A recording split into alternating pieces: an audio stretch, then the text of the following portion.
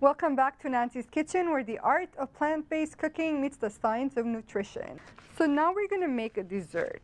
What's a sushi night without a dessert? This one, you're going to use any kind of plant-based milk that you have. It could be almond, soy, hemp. I like to use flavored one for this. So I like to use the vanilla because we're going to make a chia pudding. So you put your plant-based milk right before it boils. So you shouldn't boil your milk, okay? Right before it boils, you're gonna add a bit of turmeric. So we're gonna add a bit of turmeric. I love cooking with turmeric, all that anti-inflammatory properties, and in Indian culture, they've been using it for thousands and thousands of years. So we're going to put a bit of cinnamon. It's already starting to smell yummy. We're going to put some ginger. And the only reason why we're heating this up is for all the spices, all the flavors of the spices to get enhanced.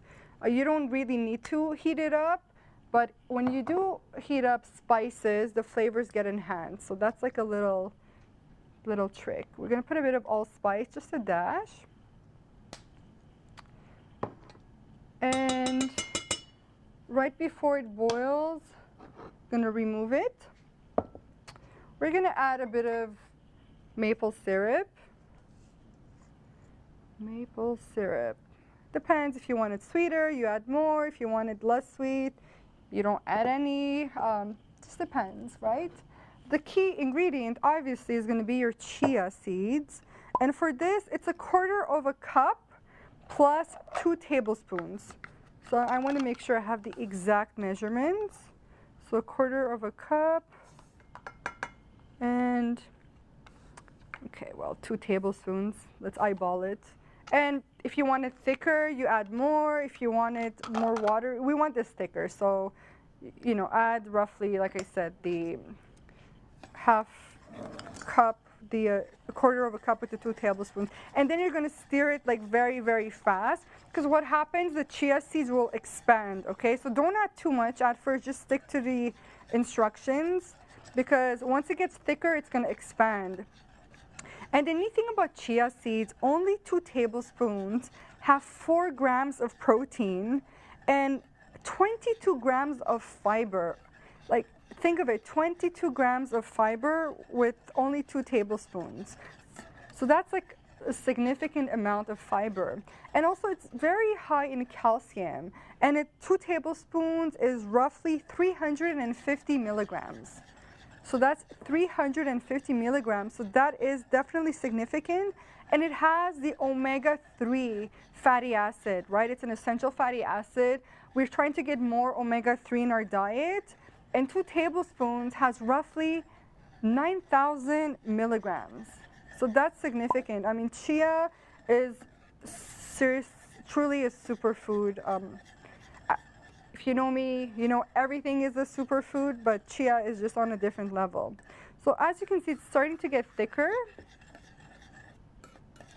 And the other thing we're going to add is actually orange zest. So you take fresh orange, you cut it in half. You squeeze it. So all these flavors, the orange and all the spices are going to give it a beautiful taste.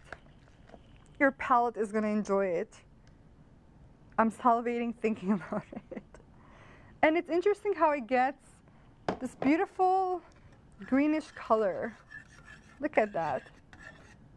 You leave it cool roughly like 10 minutes, and once it's cooled off, it's actually going to be very thick. I don't know if you can see. This is how it's going to be once it's cooled off. You can just eat it like that, or if you have guests coming over, you can grab little, oh yeah, here we go. A little shot glass. You can put some, then you can put a strawberry if you want in there, a kiwi, add a bit more, and why not top it off with some coconut. Look at that. This is little serving size, or you can make a nice large serving size. Well friends, that's all the time we have for today. Thank you for watching Nancy's Kitchen, where the art of plant-based cooking meets the science of nutrition. Remember to practice mindful eating, and a little disclaimer, no animals were harmed during the making of any of these meals. See you next time, and à la prochaine. Thank you.